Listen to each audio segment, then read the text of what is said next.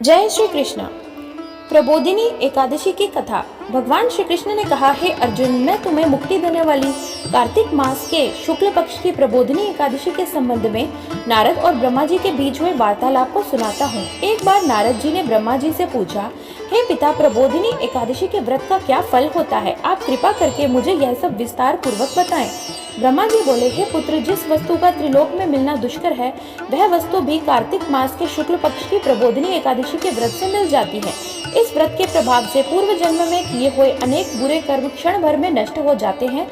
हे पुत्र, जो मनुष्य श्रद्धा पूर्वक इस दिन थोड़ा भी पुण्य करते हैं, उनका वह पुण्य पर्वत के समान अटल हो जाता है। उसके पितृ विष्णु लोक में जाते हैं। ब्रह्म हत्या आदि महान पाप भी प्रबोधिनी एकादशी के दिन रात्रि को जागरण करने से नष्ट हो जाता है।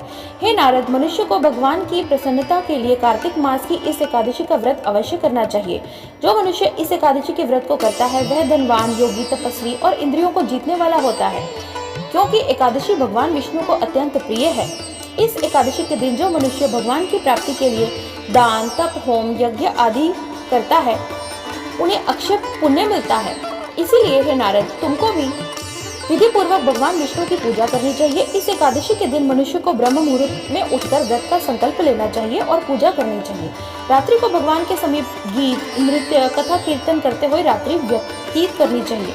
प्रबोधिनी एकादशी के दिन पुष्प, अगर धूप आदि से भगवान की आराधना करनी चाहिए। भगवान को अर्घ्य देना चाहिए। इसका फल तीर्थ दान आदि से कई गुना अधिक होता है।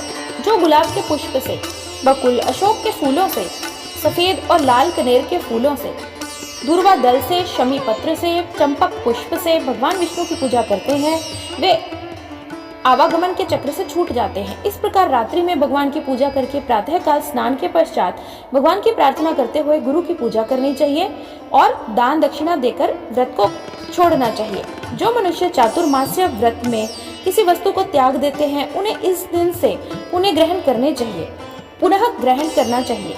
जो मनुष्य प्रबोधिनी एकादशी के दिन विधि पूर्वक व्रत करते हैं, उन्हें अनंत सुख मिलता है और अंत में